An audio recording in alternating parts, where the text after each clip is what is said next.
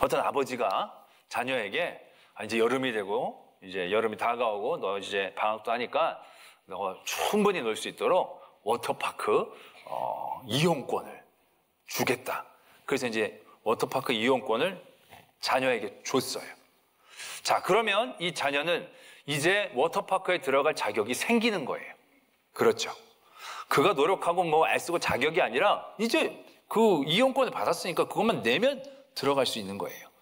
자, 그런 가운데에 이제 워터파크가 개장하기 전까지 입장권을 받고 그 안에서의 삶의 자리들이 어떻게 사라져야 되는가. 워터파크를 가기 위해 준비해야 되는 시간들이 필요할 거 아니에요. 수영복을 사야 될 겁니다. 그렇죠? 그리고 혼자 워터파크 가서 뻘쭘하게 노는 게 좀 웃기잖아요. 그러니까 같이 놀러 갈 수 있는 친구를 사귀고 만나고 계획을 짜고 시간을 짜는 그런 과정들이 그 안에 필요한 거겠죠. 그 가운데에 이 아이는 일상을 살아갈 겁니다. 뭐 학기말고사도 있고 뭐 여러 가지 과제들도 숙제들도 있고. 그렇지만 그것들이 있지만 그런 것들을 뛰어넘어서 그런 수영복들을 사고 준비하고 친구들과 만나 계획하고 또 워터파크에 대한 사전 정보들을 막 알아서 어떻게 가야 어떤 걸 탈 수 있고 무엇을 탈 때는 어느 위치에 타야 재밌고 뭐 그런 것들이 있잖아요. 어떤 것에는 맛이 있고 그러니까 여기 가서 충분히 즐길 수 있는 준비들이 이 안에서 되어지는 과정들. 그런 과정들이 필요한 거죠.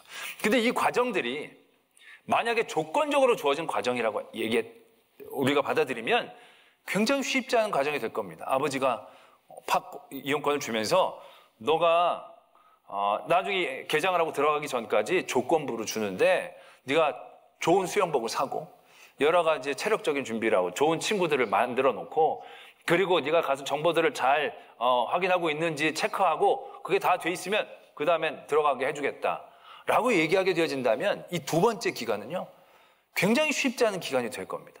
수영복을 사는 것도 야 이건 너무 아빠가 짧다고 그러지 않을까? 이건 촌스럽다고 그러지 않을까?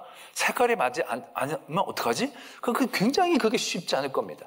또 친구를 사귈 때 얘랑 간다 그러면 아버지가 싫어할 것 같은데 그럼 아버지가 만족할 만한 얘를 사귀어야 되는데 난 얘랑 가기는 싫은데 막 그래가지고 친구 사귀는 것도 막 전전긍긍하고 레포트도 막 워터파크에 어디가 뭐가 좋고 1등, 2등, 3등 그래서 몇 번 되면 시간표를 쫙 짜가지고 막 해가지고 낼 때도 막 손 떨리면서 수영복 이게 뭐야? 땡! 못 갈까봐.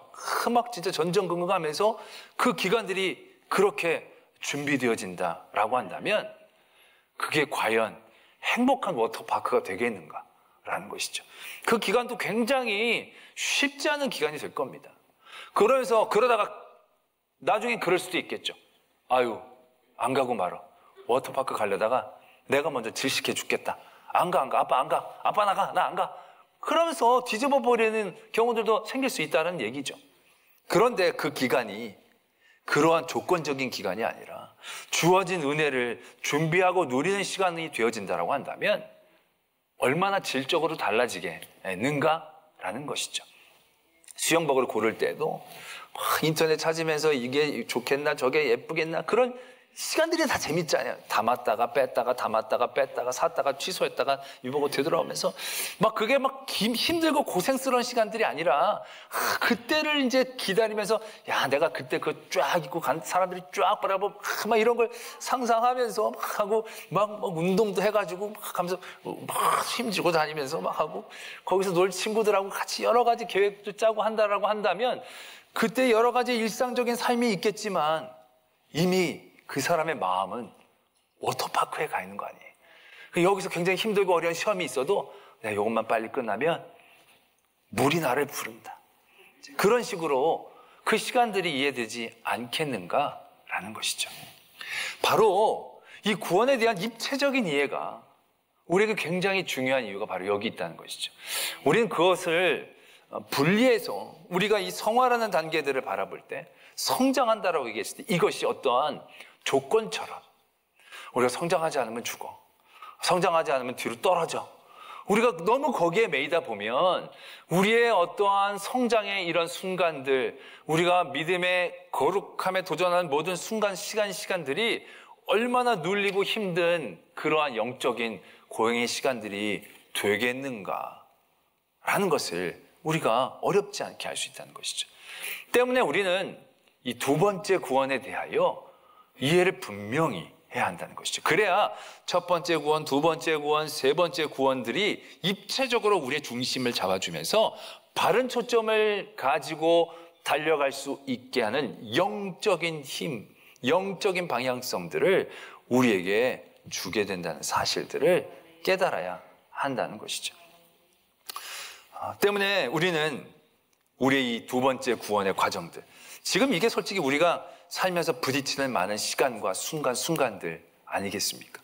이미 첫 번째 구원은 우리에게 임했고, 세 번째 구원은 우리에게 약속으로 주어졌고, 그 사이에 우리에게 주어지는 이 두 번째 구원의 시간들, 이 시간들을 우리가 어떻게 보내기를 하나님께서는 원하시는지, 그래서 그 하나님의 원하심에 따라 우리가 이 시간들을 어떻게 이해하고 받아들여야 하는지에 대해서 우리가 분명하게 깨달아야 한다는 것이죠. 베드로서는 지난주에도 말씀을 드렸지만 격려의 서신이라고 얘기합니다. 격려의 서신들. 그 굉장히 힘들고 어려운 삶의 자리를 살아가고 있는 성도들에게 위로하고 격려해 주시는 그러한 하나님의 말씀이라는 얘기죠. 솔직히 베드로서를 받는 그러한 모든 수신자들 뿐만이 아니라 모든 기독교의 역사들을 통해 성도들에게는요, 늘 이 말씀이 필요한 그런 삶을 만날 수밖에 없는 구조라는 걸 우리가 너무 잘 알고 있죠. 왜? 우리가 세상에 사니까, 하나님의 나라의 백성으로 세상을 사니까 얼마나 많은 이 차이에서 오는 갈등들이 생겨나지 않을 수 없는 구조이다라는 얘기죠. 여기에서 우리가 주어진 이 삶들을 어떻게 이해하고 받아들여야 하는가? 우리가 거룩하게 살면서 견디는 것을 많이 생각하게 되지요. 예수님께서 불법이 성함으로 끝까지 견디는 사람이 구원을 받게 될 것이다. 그러니까 이게 단순히 견디는 것만으로 하다 보면 너무너무 쉽지 않은 시간들이 되어질 것입니다. 진짜 눈물과 고행의 걸음밖에 안 될 것이다 라는 얘기죠. 하나님은 우리가 그렇게 그 두 번째 구원의 시간들을 살아가기를 원하고 계신 게 아니다 라는 얘기죠. 오늘 이 베드로 전서 1장에서 보면, 그래서 그런 삶을 사는 성도들이 그 두 번째 구원의 삶의 자리들을 어떻게 초점에 맞춰가며 살아가기를 원하는지를 적고 계신다는 거죠. 1장 3절에 보면 이렇게 시작합니다. 우리 주 예수 그리스도의 아버지 하나님을 찬송하리로다. 그의 많으신 긍휼대로 예수 그리스도를 죽은 자 가운데서 부활하게 하심으로 말미암아 우리를 거듭나게 하사 산 소망이 있게 하시며. 지금 우리의 삶의 자리가 굉장히 힘들고 어렵다는 거죠. 6절, 그 밑에 6절에서도 보면 너희가 이제 여러 가지 시험으로 말미암아 잠깐 근심하게 되지 않을 수는 없으나. 그러니까 지금 시험과 환난 때문에 근심하는 시간과 순간들이 있다라는 얘기입니다. 그런데 그러한 시간과 순간들을 어떻게 이해하느냐? 첫 번째로 그러한 모든 일들 가운데 산소망이 우리에게 있게 되어지시는 하나님의 은혜를 깨달아야 한다는 것이죠. 그래서 그것들이 어떻게 이해되어지냐면 그것이 잠깐 근심하게 되지 않을 수는 없으나 오히려 크게 기뻐하는도다. 7절에 이어져서 너희 믿음의 확실함은 불로 연단하여 없어질 금보다 더 귀하여 예수 그리스도께서 나타나실 때에 칭찬과 영광과 존귀를 얻게 할 것이니라. 예수를 너희가 보지 못하였느냐? 사랑하는도다. 이제도 보지 못하나 믿고 말할 수 없는 영광스러운 즐거움으로 기뻐하니. 말씀이 이렇게 적고 있다는 얘기죠. 지금 이들의 삶은 굉장히 힘들고 어려운 근심이 있는 삶입니다. 근데 그 삶을 잘 견뎌야 돼. 힘들고 어렵지만 잘 참아야 돼. 그래야 내가 하나님의 나라에 갈 수 있어. 이렇게 이해하는 것이 아니라 이러한 근심은 잠깐이고 이게 중요한 게 아니고 이런 것들을 통해서 이게 나를 막 근심하게 하고 힘들게 하고 어렵게 하는 게 아니라 이게 나를 불로 훈련하고 연단하게 하셔서 나를 더욱더 귀하게 여기시고 하나님의 나라에 가서 제대로 누릴 수 있게 그렇게 해주시는 거야 라고 이해하게 될 때 그 모든 일들이 기쁨으로 감당하게 되어질 수 있는 그러한 깨달음과 전환들을 우리에게 주고 계신다는 사실들을 말씀하고 계신다는 것이죠. 여러분들 캠핑을 좋아하는 분들이 요즘 많으신데 캠핑이 네 글자로 얘기하면 사서 고생, 5글자로 얘기하면 집 나간 고생, 뭐 이런 게 되겠죠. 고생. 편한 게 하나도 없잖아요. 다 이따만게 짊어지고 가서 막 하고 막 요따만 이렇게 해가지고 막 그거 가지고 막 거기서 고기 돼가지고 하고 다 하고 그러고 놀고 오면 다 되느냐? 아니에요. 그때 와가지고 다 정리해야 돼. 비까지 오면 막 그거 흙탕물 그거 텐트 그냥 버리고 오고 싶은 생각이 굴뚝 같지만 그것도 장비값이 한두 푼이 아니니까 와가지고 다 정비해가지고 다 해야 돼요. 또 그것도 집에다 어디다 놓으면요. 그것도 집 한 채 같은 거. 그게 진짜 말할 수 없는 고생이에요. 그런데 그걸 고생으로 여기질 않아요. 비슷한 게 있어요. 군에서 야외 훈련 같은 거 할 때 있습니다. 야외 훈련 비슷해요. 다 천막 이따만 거 치고 그 개인 군장하고 막 그래요. 그런데 군인들이 그걸 막 기다리고 즐거워하면서 하느냐? 안 그래요. 지긋지긋해요. 그날이 오기가 너무 끔찍한 거예요. 그 일들을 어떻게 이게 군 생활이고 훈련이면 이게 너무너무 힘든 거예요. 하기 싫은 거예요. 그때 부상을 당하든지 휴가를 나가고 싶은 마음이 굴뚝 같은 거예요. 근데 이게 캠핑이 되면 얘기가 달라지는 거예요. 뭐가 달라요? 그게 집 나가서 고생하는 건데 또 비슷비슷해요. 크게 다를 거 없어요. 그런데 캠핑은 즐거워요. 왜? 캠핑이잖아요. 놀이잖아요.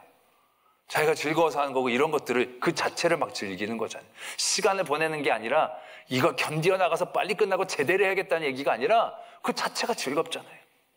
그래서 가끔 군대에서도 보면 미친 척하고 그런 거 즐거워하는 애들이 있어요. 한두 명 정도. 그런 애들을 군인 체질이라고 말뚝박으라고들 얘기들을 하죠. 마찬가지인 거예요. 우리의 이 두 번째 구원의 자리에서 그 일들을 우리가 구원으로, 입체적인 구원으로 이해하게 되어진다면 상황이 달라지는 거죠. 만약에 그 두 번째 구원이 조건이라면 진짜 힘들 거예요. 진짜 긴장되고요. 진짜 어렵고요. 말할 수 없는 고통일 거예요.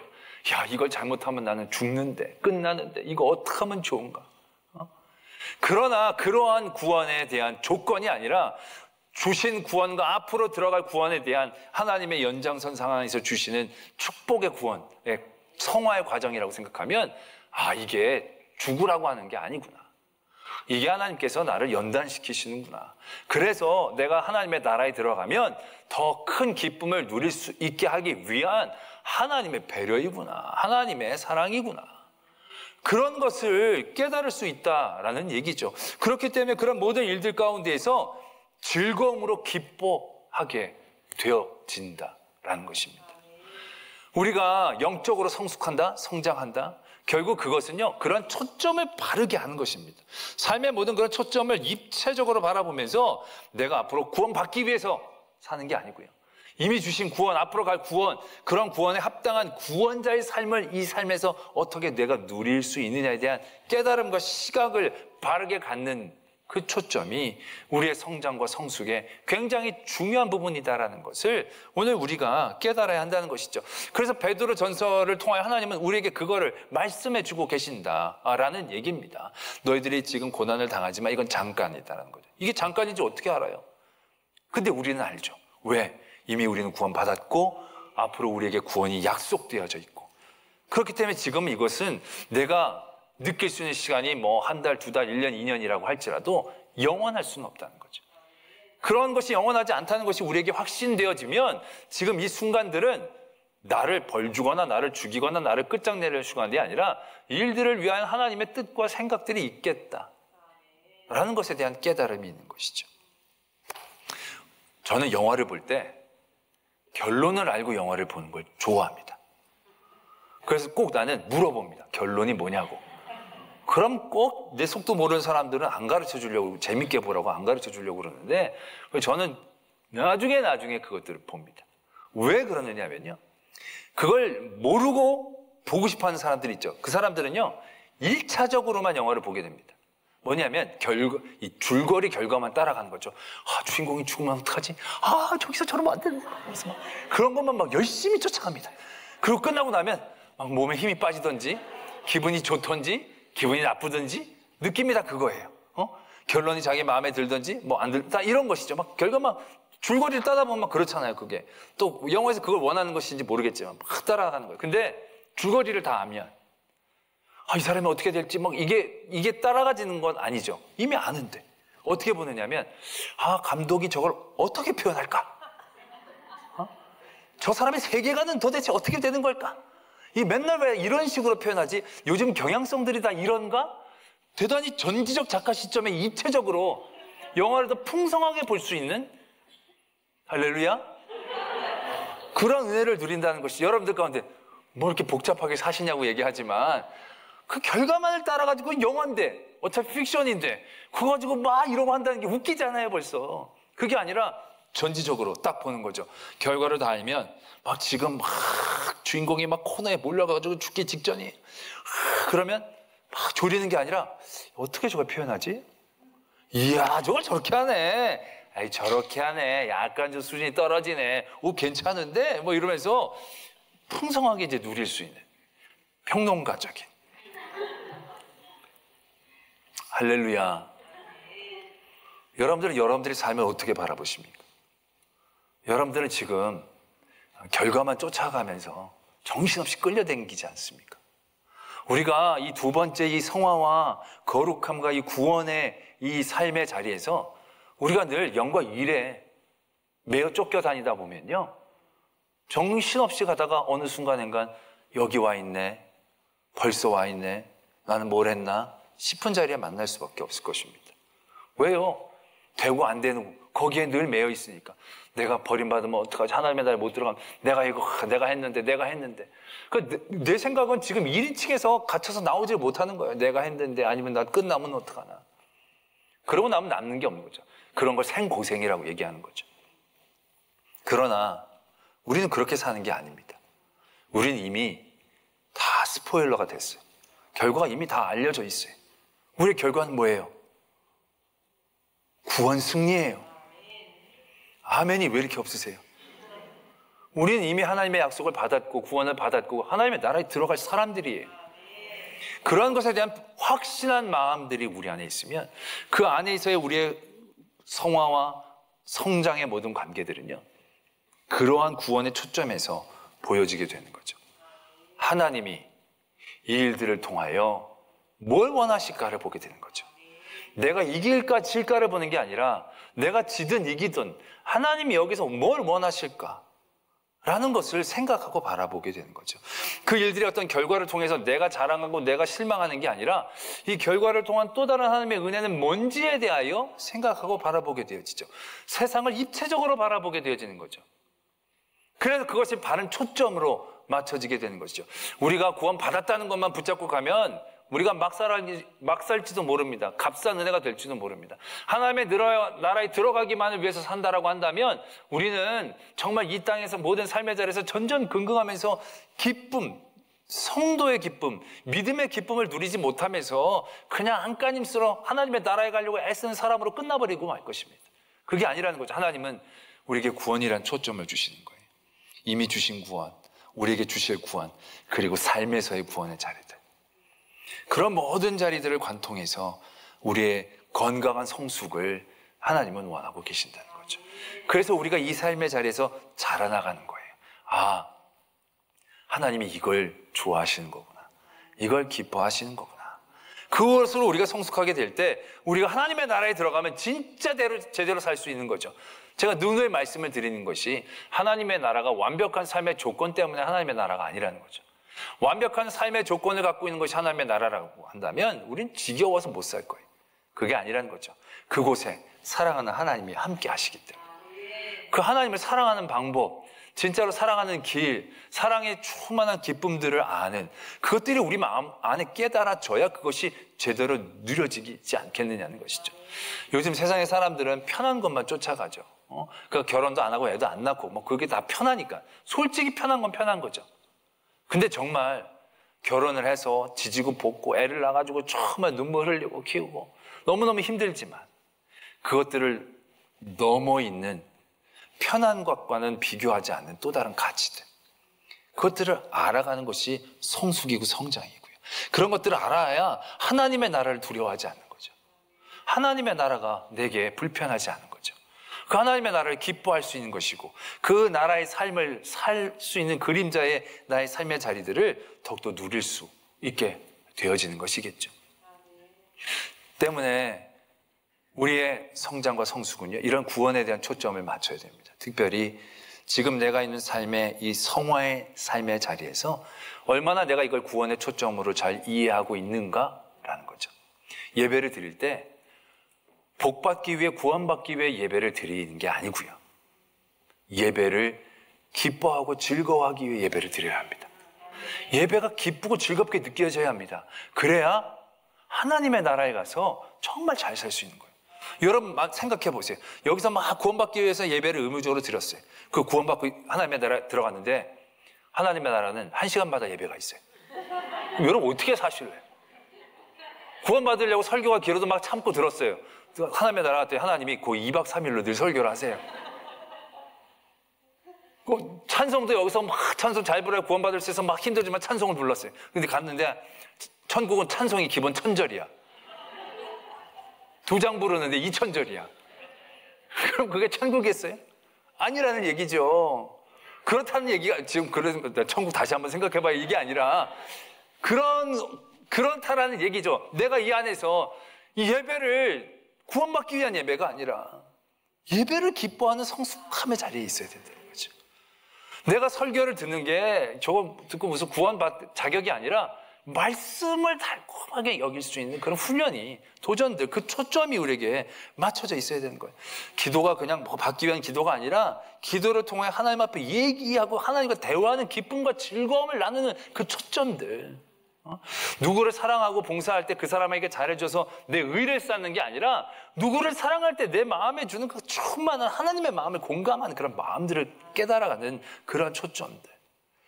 그 하나님의 나라에 사는 삶을 여기서 살 수 있도록, 살아가도록, 훈련되어지도록, 그렇게 성숙하고 성장하는 초점들을 우리가 갖고 있는 것, 그것이 바른 성장과 성숙의 초점이다라는 것을 우리가 깨달아야 한다라는 것입니다. 2주간 함께 또 모여 예배하지 못하지만 그간 실망하고 낙심하지 마십시오. 하나님이 또 왜 이렇게 또 4차 유행을 주셔가지고 이렇게 또 하시나? 하나님이 원하시는 뜻이 뭘까? 영상으로 예배를 드리지만 그 영상 예배를 통해서 더 은혜를 받기 위해 내가 도전해야 할 것들은 무엇인지, 그래서 그 예배를 기뻐하고 사모하는 마음, 간절한 마음들이 더 내 안에 깊어졌을 때 하나님이 이래서 또 대유행을 주셨구나.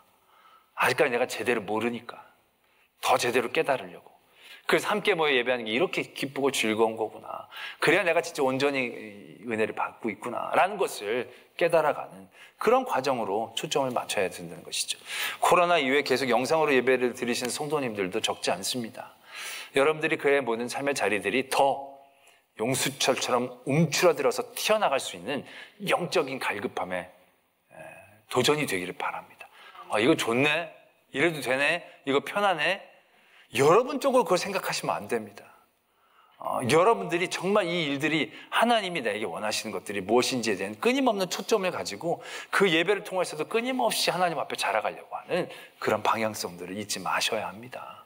그래야 우리의 모든 이 두 번째 구원의 단계가 기쁨과 감사함과 즐거움으로 도전되어지고 누려지고, 그래서 하나님의 나라에 정말로 제대로 들어갈 수 있는, 제대로 누릴 수 있는 그런 성도가 되어지기를 도전합니다.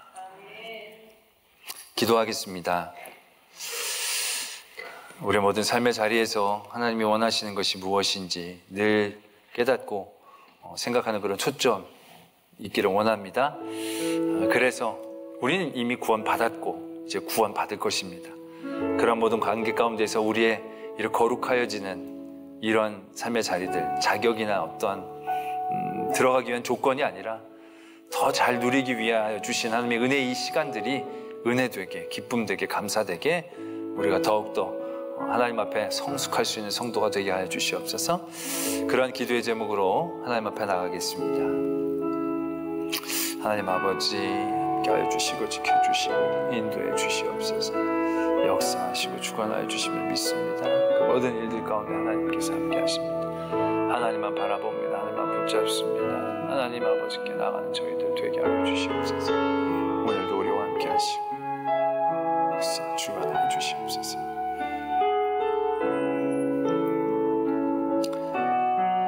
사랑의 하나님 아버지, 이미 우리에게 주신 구원, 또 앞으로 우리에게 주신 구원을 바라보며 구원자의 삶으로 우리의 삶을 도전해 나가기를 원합니다. 그래서 이 시간 우리가 더욱더 성숙하고 또 하나님 앞에 바르게 자라게 하여 주셔서 삶의 상황도 환경들이 힘들고 어려울지라도 산소망이 되신 예수 그리스도를 붙잡고 더욱더 하나님이 주신 뜻을 생각하며 기쁨과 감사함으로 준비되어지는 성숙해지는 또 온전히 누릴 수 있는 성도들 되게 하여 주시옵소서. 믿사오며 예수 그리스도의 이름으로 기도드립니다. 아멘.